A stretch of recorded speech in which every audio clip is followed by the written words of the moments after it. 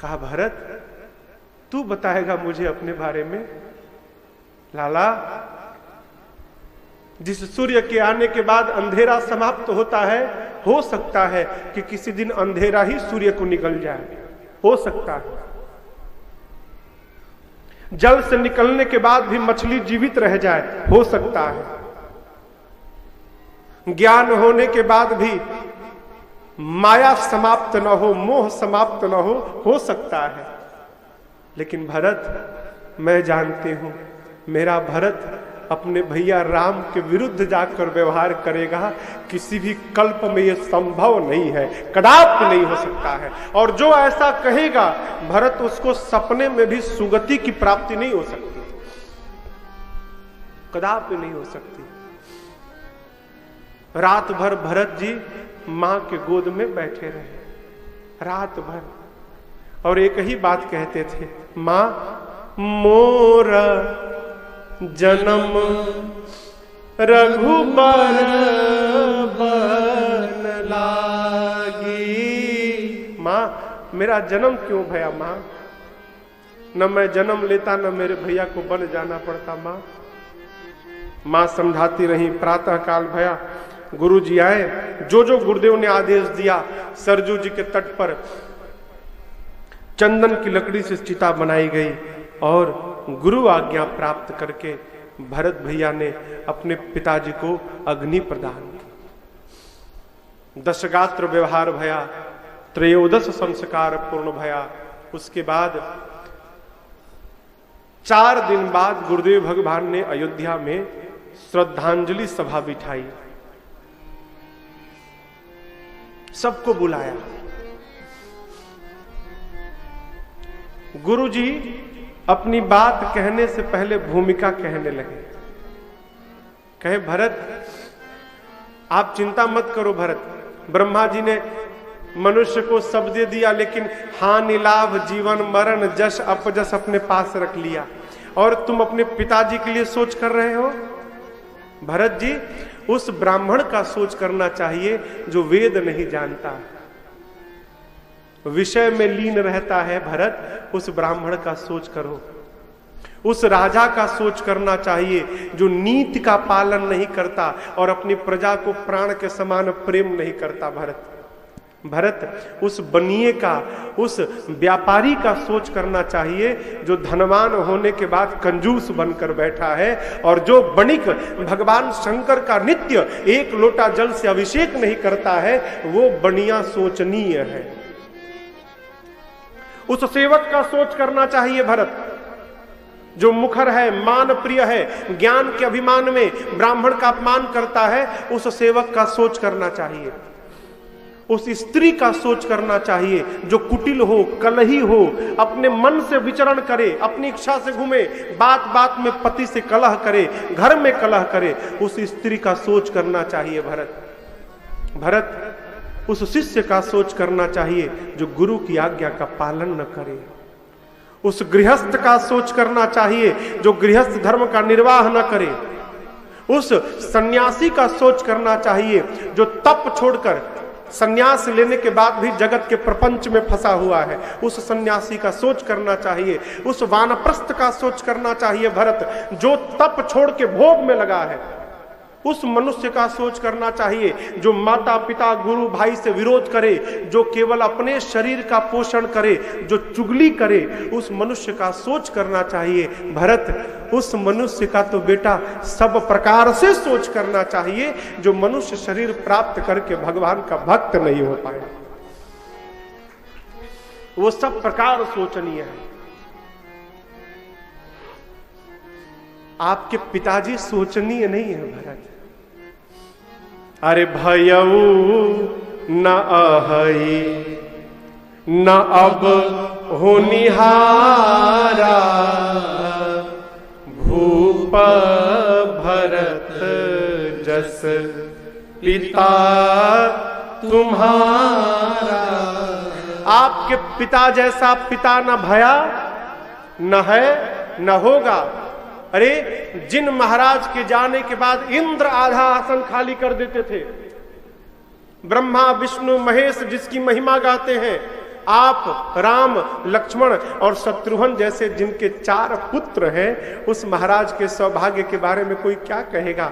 बेटा, आपके पिताजी को ना वचन प्रिय था, प्राण प्रिय नहीं था, इसलिए वचन को बचाया, प्राण को नहीं बचाया। बेटा, एक वचन को मानकर भैया वन चले गए, भरत दूसरे वचन को मानकर तुम राजा बन जाओ।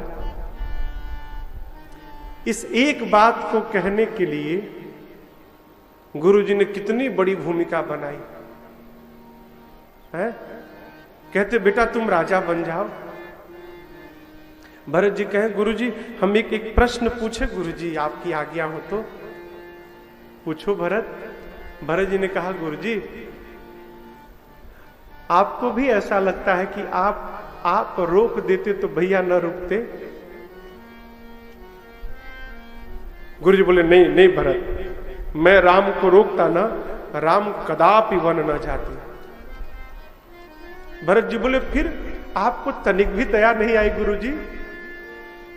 आप इस घर के सूर्य को डूबता हुआ कैसे देख लिए प्रभु? आपने क्यों नहीं रोका मेरे भैया को? गुरुजी ने कहा भरत मैं चाह तो रहा था, लेकिन क्या कहूं, आपके पिताजी ने राम की सौगंध ले ली थी। कही राम की सौगंध लेकर कहता हूं, जो मांगोगी दूंगा, रघुकुल रीति सदा चली आई, प्राण जाई बरु बचन न जाई।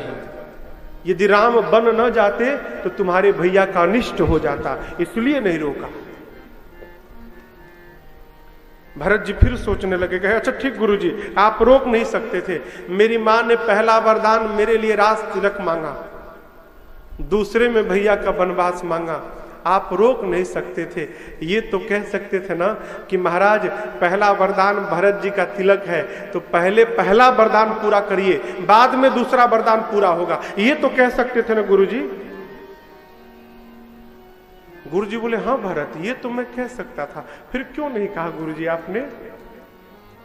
मैं राजा बनता गुरुदेव, और राजा बनने के साथ ही मैं राज आज्ञा पारित कर देता कि मेरे भैया अब अयोध्या को छोड़कर कहीं नहीं जाएंगे, भैया यहीं रुक जाते और मैं सिंहासन ले जाकर भैया के चरणों में रख देता। गुरुदेव आपने ऐसा क्यों नहीं किया? गुरुदेव निरुत्तर हो गए, कहे क्या? जब कुछ भी उत्तर नहीं मिला तो बोले भरत बेटा मुझे तो लगता है ना कि तुम्हारे राम भैया स्वयं बन जाना चाहते थे, इसलिए ये बात उस समय मेरे मन में आई ही नहीं। लाला अब तो राम बन चले गए, और वेद विदित है, लोक सम्मत है, पिता जिस पुत्र को सत्ता देता है वही उसका अधिकारी होता है। भरत जी बोले यही तो मैं कह रहा हूं गुरुजी, पिताजी मुझे देने वाले नहीं थे, पिताजी भैया को देने वाले थे, फिर मुझे क्यों दिया जा रहा है? गुरुजी कहे तुम राजा बन जाओगे ना तो राम सुनेंगे तो प्रसन्न हो जाएंगे भरत। मैं तो कहता हूं भरत जी आप अभी राजा बन जाइए, और 14 साल बाद जब राम जी वापस आएंगे तब सौंपे हो राज राम के आए, सेवा करे हो स्नेह सुहाए। 14 साल बाद जब राम जी आएंगे तो सौंप दीजिएगा, सेवा करिएगा। बात वो नहीं जो कही जाए, बात वो जो सुनकर समझ ली जाए। गुरु जी ने कहा सौंपे हूं राज राम के आए, भरत जी के कान में बात पहुंची, सौंपे हूं राज राम के जाए। गुरु जी बोले आए, भरत जी सुन लिए जाए। कह रहे भाग गुरु जी ने तो मार्ग बता दिया हमको, जाकर सौंप देना है, मन में बिठा लिए।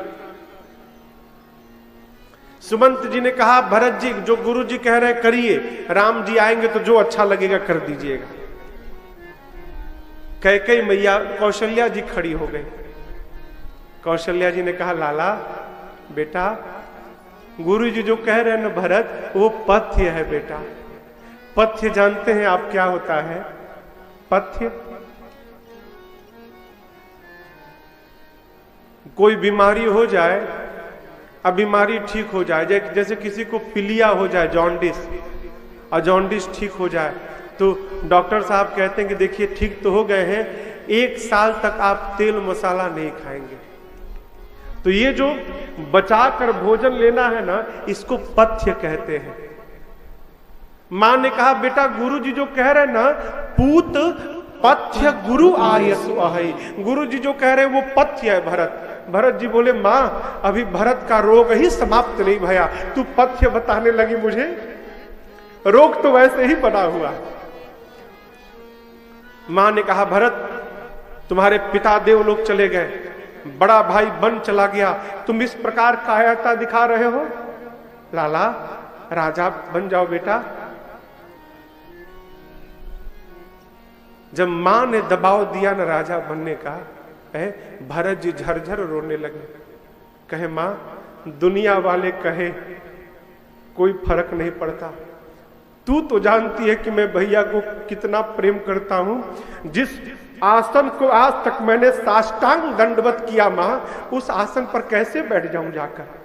भरत जी सानी सरल रस मातु बानी, सुनी भरत व्याकुल भये, लोचन सरोरुह श्रवण सींचत, विरह पूर अंकुर लहे, सोदसा देखत समय ते, सोदसा देखत समय ते, बिसरी सबहि सुधि देह की, तुलसी सराहत सकल सादर, शिव सहज स्नेह की, तुलसी सराहत सकल सादर। भरत जी खड़े हो गए। आपको बताऊं, एक दिन मेरे पूज्य महाराज जी ने हमसे एक बात कही, राजन मैं तुमको कोई आज्ञा दूं, तुम्हारा मन स्वीकार नहीं कर रहा है, लेकिन मैं दे रहा हूं, तो तुम करोगे कि नहीं करोगे? मैंने कहा करूंगा सरकार, मन स्वीकार करे चाहे ना करे, आपकी आज्ञा है तो करूंगा। फिर महाराज जी ने कहा भरत जी जो किए वो सही किए कि गलत किए? गुरु जी बोल रहे हैं कि राजा बन जाओ, भरत जी नहीं बने, सही किए कि गलत किए? यहां पर समझिएगा, गुरु जी की बात को भरत जी आज्ञा मान ही नहीं रहे। क्या बोले खड़े होकर? मोहि उपदेश दीन गुरु नीका। कहते हैं गुरु जी आपने मुझे बहुत सुंदर उपदेश दिया, मैं आपको बैठकर यहां उपदेश दे रहा हूं, इसको मानना न मानना आपके मन में है, हाथ में है, कोई दबाव नहीं है कि मन में करिए, लेकिन आज्ञा को मानना पड़ेगा। गुरु जी की बात को भरत जी आज्ञा नहीं मान रहे, क्या मान रहे? उपदेश मान रहे। ऐसा करना चाहिए। भरत जी कहे गुरु जी उपदेश तो आपका बढ़िया है, लेकिन करूंगा मैं अपने मन वाले। कहे गुरुदेव एक बात का उत्तर दीजिए गुरु जी, शरीर पर केवल गहना गहना हो, कपड़ा ना हो, कैसा लगेगा गुरु जी? बोले बेटा बेकार लगेगा, बहुत बेकार। अच्छा गुरु जी मन में वैराग्य नहीं है और ब्रह्म की चर्चा करें? बोले बेकार है फिर। और गुरु जी शरीर में बहुत रोग हुआ है और 56 प्रकार का भोग खा रहा है, बोले बेकार है उसके लिए। बोले अच्छा हृदय में प्रेम नहीं है और जप तप व्रत कर रहे हैं, बोले बेटा सब बेकार है। गुरुजी सुंदर शरीर है, प्राण नहीं है उसमें, बोले बेकार है। लेकिन भरत तुम पूछ क्यों रहे हो? एक एक करके भरत जी बोले गुरुजी शरीर पर कपड़ा ना हो, केवल गहना गहना हो, गहना बेकार है। मन में वैराग्य न हो तो ब्रह्म की चर्चा बेकार है। शरीर रोगी हो तो 56 प्रकार का भोग बेकार है। हृदय में प्रेम नहीं है तो किया गया जप तप व्रत बेकार है। सुंदर शरीर है, प्राण नहीं है तो शरीर बेकार है। उसी प्रकार गुरुजी अयोध्या में सब कुछ है और मेरे भैया राम नहीं है ना, तो भरत के लिए अयोध्या बेकार है, कोई अर्थ नहीं मेरे लिए। आप गुरुजी विचार करिए, अभी भरत राजा नहीं बना, केवल भरत का नाम सामने आया है। पिता की मृत्यु हो गई, बड़ा भाई घर छोड़कर वन चला गया, अभी केवल नाम सामने आया, इतना उत्पात हुआ गुरुजी। जिस दिन अभागा सिंहासन पर बैठेगा धरती फट जाएगी और रसातल में चली जाएगी। गुरुजी इस सिंहासन पर धर्मशील राजा चाहिए। मैं गुरुजी अपनी बात बता दूं, मैं क्या चाहता हूं गुरुजी, एक ही आंक इहई मन माही, प्रात काल चली हूं प्रभु पाई। भरत जी कहते हैं गुरुजी मैं आपसे आज्ञा नहीं मांग रहा हूं, मांगने पर डर है आप कहीं मना ना कर दे, इसलिए मैं आपको बता रहा हूं, पूछ नहीं रहा हूं, बता रहा हूं। क्या गुरुजी, कल सवेरे मैं भैया के पास जा रहा हूं। हाँ, आप में से जिसको जिसको चलना है मेरे साथ तो वो चल सकता है। भरत जा रहे हैं ये तय है। गुरुजी मैं बताऊं एक बात, मैं अपराधी हूं। कहते हैं मैं अपराधी हूं, घर में जो भी उत्पात भया मेरे कारण भया गुरुजी। लेकिन बताऊं, इतना सब होने के बाद भी मुझे भैया पर भरोसा है। भरोसा है क्या? इस अपराधी भाई को भी जब मेरे भैया सामने देखेंगे ना तो बड़े हैं, बड़ा वही है गुरुजी जो छोटों के अपराध को क्षमा करता रहे। इस पापी को भी देखकर मेरे राम भैया मेरे अपराध को क्षमा करके और दौड़कर इस पापी को अपने गले लगा लेंगे। प्रभु ये मेरे भैया पर भरोसा है। आपन जानी न त्यागी हई, मोहि रघुबीर आपको बतावें, ये जो अर्धाली है ना, यही भरत चरित्र है, यही भरत चरित्र है। भरत जी से केवल ये सीखने योग्य है, भरोसा हो तो कैसा हो। भगवान कभी सजा नहीं देते, हम अपने द्वारा किए हुए कर्म के कारण सामने नहीं पहुंच पाते। बच्चे ने सुबह दोपहर में घर में उत्पात किया, मां ने कहा आने दो शाम को पिताजी को, बोलकर तुम्हारे टांग को तुड़वाऊंगी। छोटा बच्चा 5 साल का डर गया। शाम को पिता ऑफिस से निकला घर के लिए, सोचा बच्चा है उसके लिए ना कुछ खाने के लिए ले लूं। पिता गया दुकान में, चॉकलेट ले लिया बेटे के लिए, आया शाम को दरवाजा बजाया। बच्चा जानता है घड़ी का समय, पिताजी आ गए हैं, अब मां जरूर बताएगी और पिताजी मुझे मारेंगे। जाकर सोफा के नीचे छिप गया। मां क्यों बताए हो? मां दरवाजा खोली, पिता के बैठे, मां चली गई भीतर पानी लाने। पिता तो लाए हैं चॉकलेट, अब पिता बच्चे को बुला रहा है। बच्चा क्या सोच रहा है, पिताजी आए होंगे तो मां जरूर बोली होगी कि उसने ऐसा ऐसा किया है, लगता है पिताजी मुझे मारने के लिए बुला रहे हैं। पिता टॉफी देने के लिए बुला रहा है, बच्चा कर्म ऐसा बिगाड़ा है कि डर के मारे छिपा है। दरवाजा खोलकर मंदिर का ये पिता हम सबको प्रेम करने के लिए बैठा है, लेकिन हम लोग अपना कर्म इतना बिगाड़ लिए हैं कि डर के मारे पहुंच नहीं पा रहे हैं। ये प्रेम करने के लिए बैठे हैं, लेकिन कर्म बिगड़ा हमारा। किसने बिगाड़ा? हमने बिगाड़ा। जिस तरह बच्चा देंगे पिता चॉकलेट, लेकिन मार के डर के मारे नहीं जा रहा है, उसी प्रकार हम कर्म के भय के मारे नहीं जा रहे। भरोसा करिए भरत जी जैसा। आपन जान न त्यागी हही,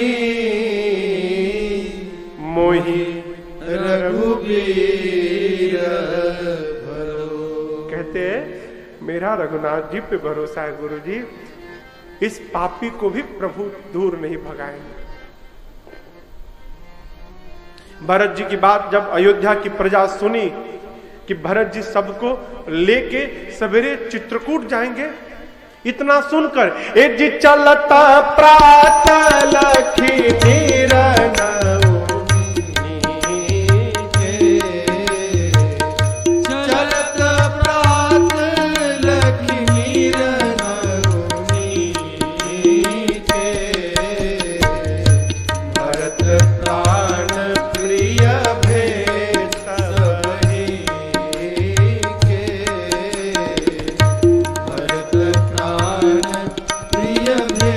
रात में कोई सोया नहीं उस दिन अयोध्या में। क्यों? लोग सोचने लगे कि राम के साथ गए थे, तमसा नदी पे तट पर सो गए, राम छोड़ के चले गए। आज यदि अयोध्या में सो गए तो भरत छोड़ के चले जाएंगे। कोई सोया नहीं। वृद्ध जनों को, छोटे छोटे बच्चों से कहा गया तुमको नहीं जाना। जिसको कहा गया कि तुमको नहीं जाना, उसको ऐसा लगा मानो किसी गले पर तलवार मार दिया हो। भरत जी पवित्र सेवकों को बुलाकर अयोध्या के रख रखाव का भार सौंपा। गुरु जी के पास गए, प्रणाम करके कहे गुरु जी आप कह देते ना गुरु जी, तो हम अभिषेक की सारी सामग्री ले लेते और आप जंगल में ही भैया का राज तिलक कर देते गुरु जी। गुरु जी कहे वाह बेटा, हम भी तो यही चाह रहे थे, सब ले लो भरत जी। भरत जी पूरी अभिषेक की सामग्री लिए, सुंदर रथ सजाकर गुरु जी को बिठाएं, पालकियों को सजाकर माताओं को बिठाएं, सबको विदा करके, और सबसे पीछे भरत चले चित्रकूट हो रामा, राम को मनाने।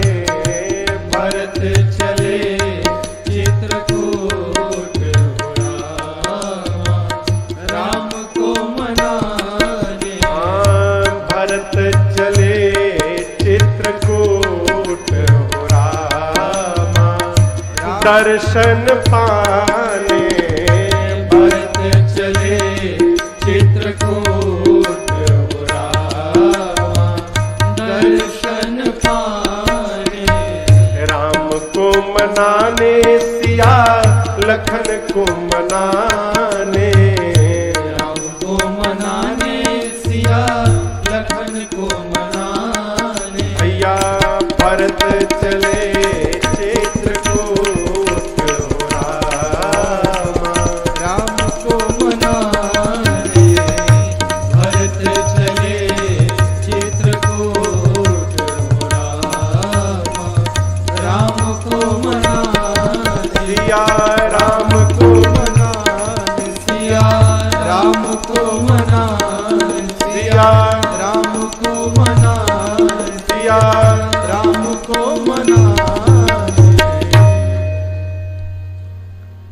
सबको विदा करके। देखिए अयोध्या के सारे लोग अपने अपने वाहन पर जा रहे हैं, माताएं पालकी पे जा रही हैं, गुरु जी रथ पे जा रहे हैं, ब्राह्मण लोग रथ पे जा रहे हैं, लेकिन भरत जी रथ पे नहीं जा रहे हैं। क्यों? बनसिया राम समुझि मन माही। मेरे भैया वन में हैं और मैं रथ पे बैठ के जाऊंगा? नहीं, पैदल जाऊंगा। सानुज, सानुज मने सा मने साथ, अनुज मने शत्रुघ्न जी, अनुज शत्रुघ्न जी के साथ। सानुज भरत पयाले ही जा। भरत जी पैदल पैदल चलने लगे।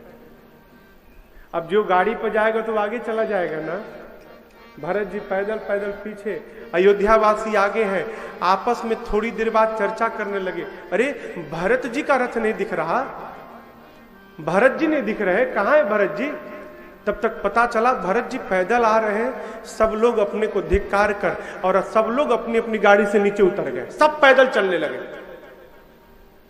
सेवकों ने जाकर मां कौशल्या से कहा, मां अपनी डोली लेकर आई भरत जी के पास। मां ने कहा, लाला चाहते हो कि शीघ्र राम के पास पहुंचा जाए तो बेटा रथ पे बैठ जाओ, तुम नहीं बैठोगे न भरत तो कोई नहीं बैठेगा। मां की बात सिर धरी वचन चरण सिरु नाई, रथ चढ़ी चलत भये दो भाई। दोनों भाई रथ पर बैठकर और मां की बात मानकर चलने लगे। चलते चलते पहले दिन तमसा नदी के तट पर विश्राम भया, दूसरे दिन गोमती नदी के तट पर पहुंचे शाम तक, तीसरे दिन शाम तक सई नदी के तट पर पहुंचे और चौथे दिन जाकर राम भरत जी श्रृंगवेरपुर पहुंचे। जहां जाने में राम जी को दूसरे दिन पहुंच गए थे राम जी, वहां भरत जी चौथे दिन पहुंचे। इतना वियोग है हो, इतना वियोग है, लोग चलना भूल गए। विशाल सेना लेके भरत जी जा रहे हैं, कहो विशाल सेना, चतुरंगिनी सेना है। निषाद राजगुह के सेवकों ने सेना को देखा। राजा पहले कान में, राजा के कान में सेना शब्द आए ना तो राजा को पहले युद्ध दिखाई पड़ता है। सेवकों ने जाकर निषाद राजगुह से कहा कि भरत जी विशाल सेना लेके वन में जा रहे हैं। निषाद राजगुह सोच लिए, लगता है राम जी को अकेला जानकर युद्ध करने जा रहे हैं क्या सेना लेकर। सेवकों को बुलाकर कहा, खड़े हो जाओ, सावधान, अयोध्या की सेना का एक भी सिपाही गंगा को पार न करने पाए। शरीर में जब तक रक्त का एक बूंद है, आज राम प्रेम के परीक्षण का समय है, खड़े हो जाओ सब लोग। सबको खड़ा कराया, तब तक किसी ने छींक दिया। छींक आती है ना, छींक, किसी ने छींक दिया तो एक बूढ़े बाबा ने कहा, महाराज महाराज सगुन तो बता रहा है कि भरत जी राम जी से युद्ध करने नहीं, भरत जी राम जी को प्रेम करने जा रहे हैं। मेरी मानिए, आप पहले उनके मन के भाव को समझिए, फिर व्यवहार करिए। निषाद जी 3 प्रकार की भोजन सामग्री, सात्विक, राजसिक, तामसिक लेकर पहुंचे। कहां पहुंचे? भरत जी के सामने।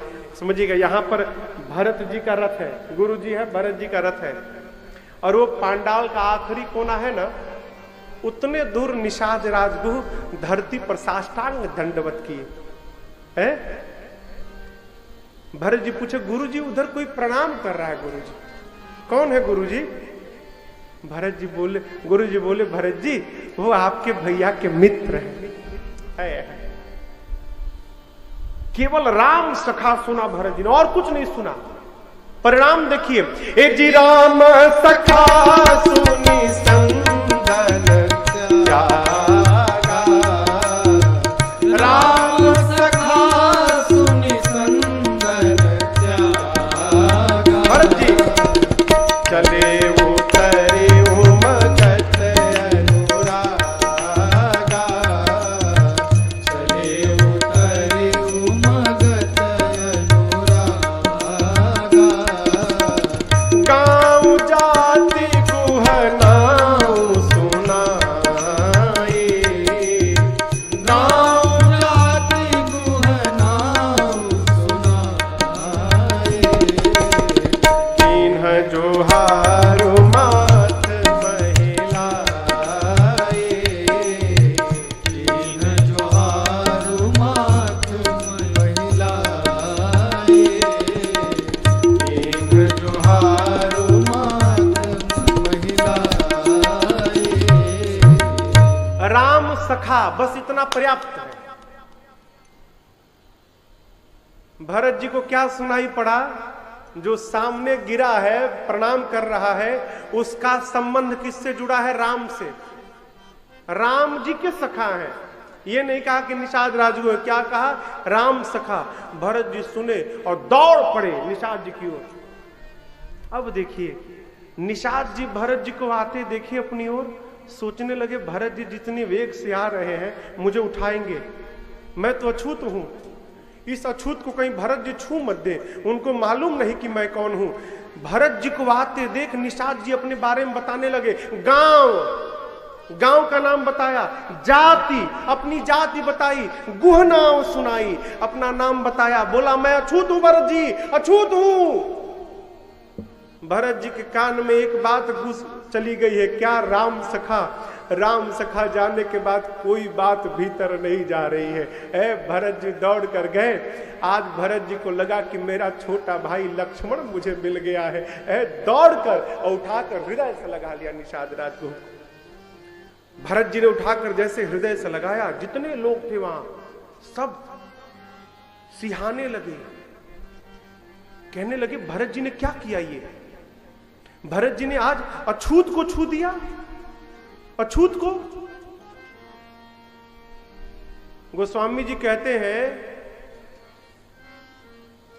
बिहार के बक्सर में 2 नदी है, गंगा और कर्मनासा, आपको बताया था। कर्मनासा के जल को छूना मना है। गोस्वामी जी पूछते हैं कोई यदि कर्मनासा नदी के जल को लेकर गंगा जी में डाल दे तो कौन है जो उस पानी को अपने ऊपर नहीं चढ़ाएगा? हो अछूत।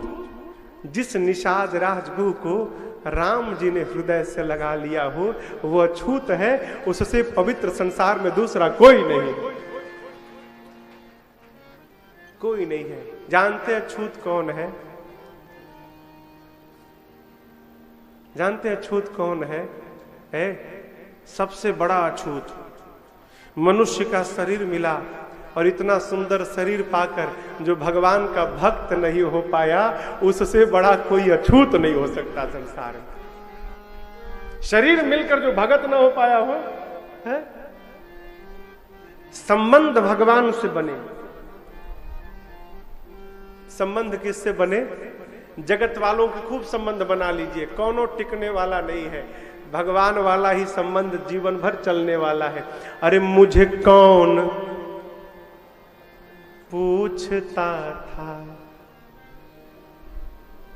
मुझे कौन पूछता था, तेरी बंदगी से पहले मुझे कौन पूछता था, तेरी बंदगी से पहले मुझे कौन पूछता था, मुझे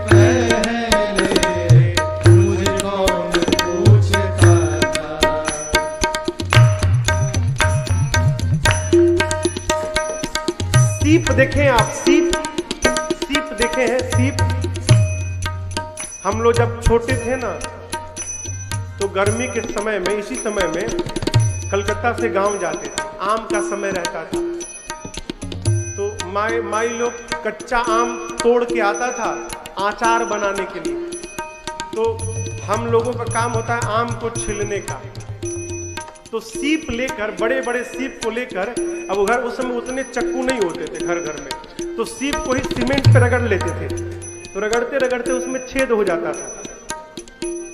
उसी सीप को पकड़ के और उसी से आम को छीलते थे। खाली रहेगा ना तो वो भी घिस जाएगा, और यदि उस सीप में मोती पड़ जाए तो अनमोल होके संसार में बिक जाएगा। भजन के मुझे कौन पूछता था,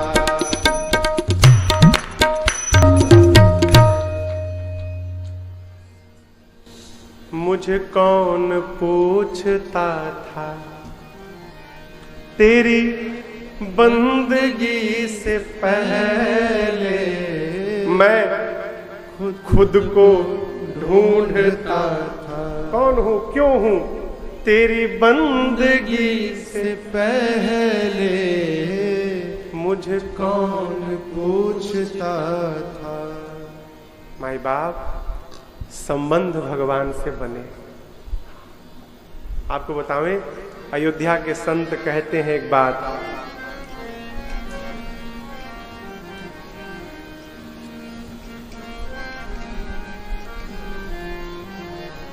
ये देख रहे हैं ना,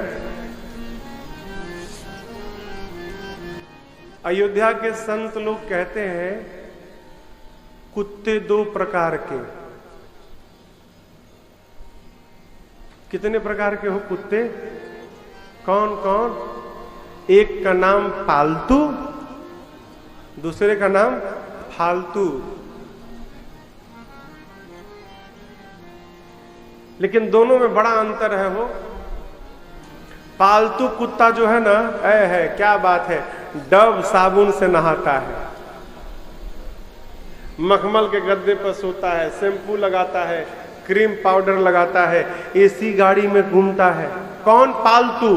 फालतू भी खाता है लेकिन डंडा खाता है, जहां जाता है डंडा खाता है तो दोनों कुत्ते। इतना भेदभाव क्यों बना रहा है? कारण जानते हैं? एक कारण है, पालतू कुत्ते के गले में ना एक पट्टा लगा रहता है,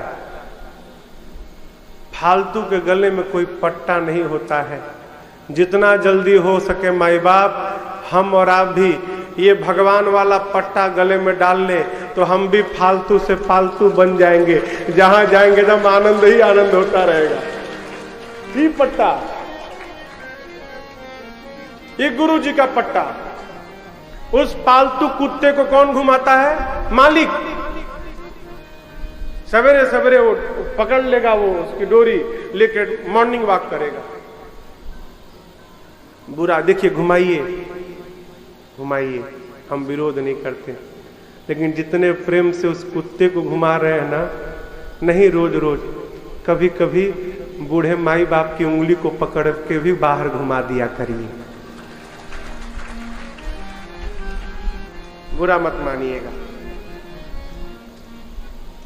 उसको घुमाने से कुछ नहीं होगा, लेकिन यदि बूढ़े माई बाप की उंगली को पकड़ के सवेरे सवेरे टहलाएंगे ना, यह लोग नहीं वो लोग भी आपका सिद्ध हो जाएगा। उस कुत्ते को मालिक पकड़ के घुमाता है, इस कुत्ते के गले के पट्टे को पकड़कर सदगुरु घुमाएंगे। सदगुरु का पट्टा पहनिए गले में, गुरु पकड़ेंगे। जानते हैं हमारे महाराज जी कहा करते हैं, जानते हो बेटा महात्मा कौन? गुरु का काम क्या? गुरु का क्या काम? विवाह होता है, बेटा बेटी, लड़का लड़की का विवाह होता है, कौन कराता है? पंडित जी। विडंबना देखिए ना, लड़की पंडित जी को जानती है ना, लड़का पंडित जी को जानता है। लेकिन सब सामान हो जाए, खूब बढ़िया हो जाए, पूरी व्यवस्था हो जाए, सब कुछ हो जाए, पंडित जी ना आए तो विवाह कैसे होगा? हो पंडित जी को ना लड़की जानती ना लड़का जानता, लेकिन पंडित जी एक रात के लिए दोनों के बीच में आते हैं और दोनों को दो से एक करके और दोनों के जीवन से बीच से निकल के चले जाते हैं। महाराज जी कहा करते, बेटा ये जो शरीर है ना लड़की है, इसका दूल्हा कहाँ है? उधर बैठा है। ये आत्मा, वो परमात्मा। जिस प्रकार लड़का लड़की के बीच में कोई पंडित जी नहीं आए तो दोनों एक नहीं हो पाए, उसी प्रकार जब तक इस आत्मा और उस परमात्मा के बीच में कोई महात्मा नहीं आएगा, इस आत्मा का परमात्मा से मिलन होने वाला नहीं है, कदापि नहीं। गुरु भी जीव को, जीवात्मा को परमात्मा में मिलाकर दोनों के बीच से निकल के चला जाता है। ये पट्टा पहनो, सदगुरु के हाथ में डोरी रहेगी, खींच खींच के एक दिन भगवान तक पहुंचा देंगे। पहनो, संबंध भगवान से बने, संबंध भगवान से। मेरा कोई ना सहारा बिन तेरे, मेरे राम सांवरिया मेरा कोई ना सहारा बिन तेरे, मेरे राम सांवरिया मेरे। को जन्म जन्म के मेरे राम सांवरिया जिस दिन से दुनिया में आया, जिस दिन